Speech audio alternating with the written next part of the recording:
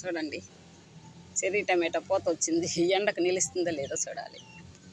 ఇది మందార గోంగూర ఇంతకుముందు చూపించాను మీకు. పూత వచ్చేసింది చూడండి. పూత కనిపిస్తుంది. పూత వచ్చింది చూడండి. పూత వస్తుంది. ఇది రెయిన్ లిల్లీ. ఇంతకుముందు ఎల్లో 2 పూసింది ఏరే తొట్టులో. దాన్ని చూపించేదానికి నాకు టైం లేదు. పెళ్ళికి వెళ్ళిపోయాను బెంగళూరుకి. చూడండి దీంట్లో మలిచింది పెద్ద రెయిన్ లిల్లీ. ఇది